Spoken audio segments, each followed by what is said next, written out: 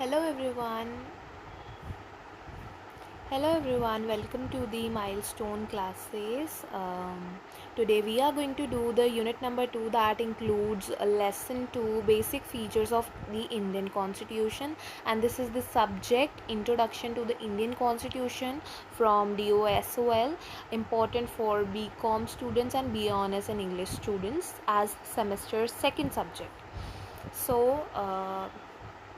Today we are going to do the second unit.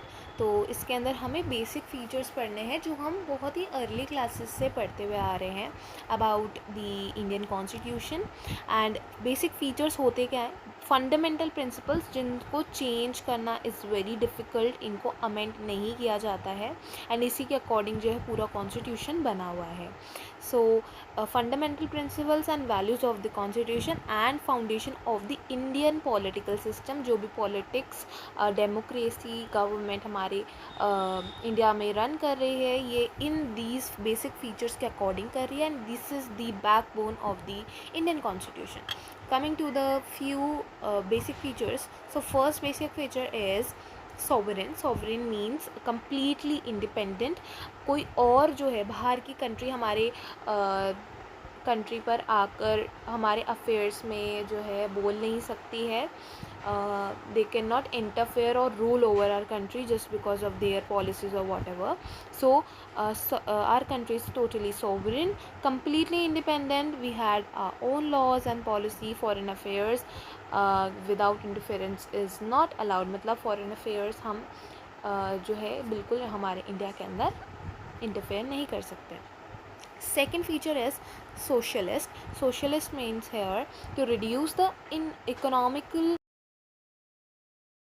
Next basic feature of our Indian constitution is federal system, जो मैंने बताया था last video में, that our government is divided into central, state, local and further with strong centre. यानी कि central जो है main power में रहता है, पर ऐसा नहीं कि स्टेट के पास कुछ पावर नहीं है या लोकल गवर्नमेंट के पास कोई पावर नहीं, ऐसा नहीं है. बट सेंट्रल के डिसीजन को लास्ट माना जाता है in according to the justice. And इसके कारण जो है हमारा डेमोक्रेसी जो है और फेडरल सिस्टम जो है स्ट्रॉन्ग रहता है.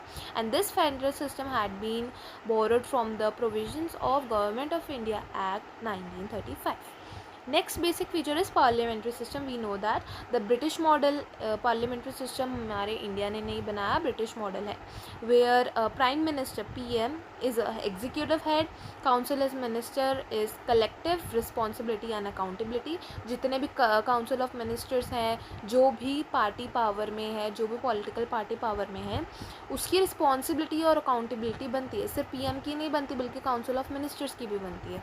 So that is our parliamentary system, जिसके अंदर जो PM होता है एग्जीक्यूटिव हेड होता है, यानी कि उस पार्टी का हेड होता है, and that works over with responsibility and accountability with their fellow councils ministers. And there are totally free and fair elections with political participation of all the citizens. जो भी चाहे वो इलेक्शन में खड़ा हो सकता है, डिस्पाइट ऑफ दैट कि उसके पास मेजॉरिटी हो वो मैटर नहीं करता है. They can participate in the political system of our India. So that means to be a democracy, जिसमें सारे सिटीजन्स जो है पॉलिटिकल सिस्टम में पार्टिसिपेट फ्रीली कर सकें. Now next basic feature of our Indian constitution is republic. The head of the state is elected. यानी कि हमारे कोई भी ऐसा हेड नहीं है जो मोनार्कियल हो या फिर कोई मतलब कोई राजा महाराजा का चलता हुआ आ रहा हो, ऐसा नहीं है. तो हमारे जो head of the state is always elected by the people, indirectly और डायरेक्टली. जैसे प्रेसिडेंट है वो राज्यसभा के थ्रू इनडायरेक्टली इलेक्ट होता है, और जो लोकसभा के अंदर होते हैं वो लोग राज्यसभा में जो होते हैं वो करते हैं, एंड उनको भी हम ही इलेक्ट करते हैं. सो इनडायरेक्टली हम प्रेसिडेंट को हम ही इलेक्ट कर रहे हैं, right. So president of India is elected by the people and head of state is elected. That means to be a republic. Republic का मतलब free होता है, but free in what sense? The head of the state is elected by the people, not any kind of monarchy.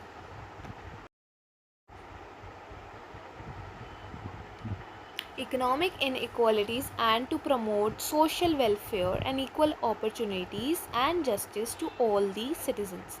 Socialist का मतलब ही यही होता है कि जो गरीब है वो गरीब ना रहे, जो अमीर है वो अमीर रहे, बट जो गरीब है वो पॉवर्टी से ऊपर आए and they can also develop in our country, so that its means socialist, ताकि सबको इक्वल सोशल वेलफेयर मिले, जो बिलो पॉवर्टी लाइन के लोग हैं उनको वेलफेयर मिले, अच्छा खासा स्कॉलरशिप्स एंड ऑल मिले, ताकि उनको भी अपॉर्चुनिटीज़ मिले और वो भी जस्टिस फेस करें और हमारे इंडिया के अंदर फ्रीली इंडिपेंडेंटली रह सकें. Next is third secular. Here secular doesn't mean कि हमारे इंडिया के अंदर सारे धर्म एक हैं या वॉट एवर.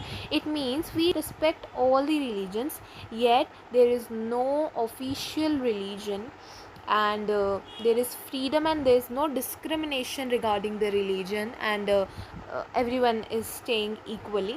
यानी कि मतलब ये है कि हम सब जो है रिस्पेक्ट करते हैं सारे रिलीजन्स की, एंड हमारे इंडिया का कोई ऑफिशियल रिलीजन नहीं है. जैसे कई कंट्रीज़ का होता है ऑफिशियल रिलीजन, बट हमारी कंट्री का कोई नहीं है.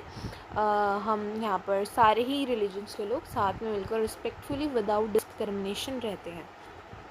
Fourth point is democratic. Democratic here means government elected by the people, universal and franchise, free and fair elections with political participation of the citizens. That means democracy का तो मतलब हमें पता ही है, ऐसी गवर्नमेंट, ऐसा रूल जहाँ पर जो गवर्नमेंट है वो लोग ही इलेक्ट करते हैं. People do elect the government and that includes universal and franchise. जो भी 18+ है that can vote even despite of their religion, caste. Few points is citizens have also responsibility to a nation called fundamental duties. जैसे fundamental rights हमें guarantee करते हैं कि हमारे साथ कुछ गलत नहीं होगा और सारा लॉ के अकॉर्डिंग काम होगा, वैसे ही एज ए सिटीजन्स हमारी भी नेशन के टूवर्ड्स कुछ रिस्पॉन्सिबिलिटीज़ बनती हैं जो जिसे हम फंडामेंटल ड्यूटीज़ कहते हैं. उसके बारे में भी आगे यूनिट में है. That is to promote harmony with unity and diversity. यानी कि इससे क्या होता है, यूनिटी एंड डाइवर्सिटी बनी रहती है, क्योंकि हमारी इंडिया जो है सेक्युलर है, बहुत डिफरेंस है, जगह जगह पे बहुत डाइवर्स जोग्राफी है, डाइवर्स पीपल है. तो उसके लिए हार्मनी प्रमोट करने के लिए हमें भी फंडामेंटल ड्यूटीज़ का ध्यान रखना पड़ेगा. So there are some few points that are ideals mention in preamble कि हमें कैसे काम करना है. दैट इज़ जस्टिस, हमें किसी के साथ कुछ गलत नहीं होना चाहिए. फ्रीडम होनी चाहिए, सबको लिबर्टी होनी चाहिए. थर्ड इज़ इक्वालिटी, सबको इक्वल अपॉर्चुनिटीज़ मिलनी चाहिए. फोर्थ इज़ फैटर्निटी, सब ब्रदरहुड के साथ रहने चाहिए. Now coming to the basic structure doctrine. Basic structure doctrine ये है कि fundamental features can not be destroyed even though amendments and protects core values of the constitution of our Indian constitution. वैसे तो बहुत सारे हैं, but in according to book this is last one. Fundamental rights. There are 6 fundamental rights that protect citizens and guarantees the citizen safety and there is no misuse of power of government. That guarantees by the fundamental rights, and these fundamental rights had been given clearly with more detail in next lesson and unit, lesson number 3.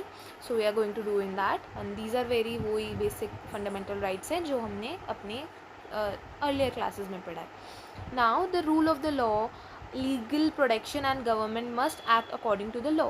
इस fundamental right का जो है मतलब ही यही है कि जो भी लॉ है वो प्रोटेक्ट रहे और गवर्नमेंट जो है लॉ के अकॉर्डिंग चले. ऐसा नहीं अपनी मनमर्जी करे government should be done their things and act according to the law, and that is known as the main major line rule of law in our country. इसलिए हम कॉन्स्टिट्यूशन को सुप्रीम लॉ भी कहते हैं. Coming to the independent judiciary. हमारे India के अंदर independent judiciary भी है that having functions from executive and legislature. Supreme court can review, यानी कि जो भी काम एग्जीक्यूटिव या लेजिस्लेचर असेंबली कर रही है वो सुप्रीम कोर्ट जो है कभी भी रिव्यू कर सकती है। तो यानी कि our judiciary is totally independent, there is no force of any government, any party on this. कहते हैं ना कि justice before the law, so here judiciary works as that. तो अब इसका सिंपली मीनिंग ये है बेसिक स्ट्रक्चर डॉक्ट्राइन का, कि कुछ भी हो जाए, ये जो हमने बेसिक फीचर्स पढ़े पहले, सॉवरेन, रिपब्लिक, मोर ओवर हमने पढ़ा अबाउट फंडामेंटल राइट्स, रिपब्लिक पढ़ा, और भी 2-3 चीज़ें पढ़ी, जस्टिस, फ्रीडम, इक्वालिटी। ये जो बेसिक स्ट्रक्चर डॉक्ट्राइन मतलब है कि इस स्ट्रक्चर को कोई गवर्नमेंट, कोई असेंबली, कोई जुडिशरी कुड नॉट अमेंडेड और कुड नॉट डिस्ट्रॉय इट। इसकी जो है ये जो नॉर्मल बेसिक चीज़ें हैं, इनको किसी भी हालत में अमेंड नहीं किया जा सकता, क्योंकि these are in the perspective of future. क्योंकि जस्टिस तो हमेशा ही चाहिए, चाहे कोई भी साल हो, चाहे कोई भी जनरेशन हो। So that maintains and protects the core values of the constitution. तो जो भी बेसिक स्ट्रक्चर्स है, बेसिक फीचर्स है, फंडामेंटल वैल्यूज़ हैं, फंडामेंटल फीचर्स हैं, they can not be destroyed even through the amendments. इनको कोई चेंज नहीं कर सकता है। So that is it for this unit. Now we'll be doing the unit number 3, fundamental rights, that includes only lesson number 1, that is also named same, fundamental rights, in next video. Previous video had already been posted. Thanks for watching. Please subscribe to the channel, the Milestone Classes. Like, share and subscribe. Bye.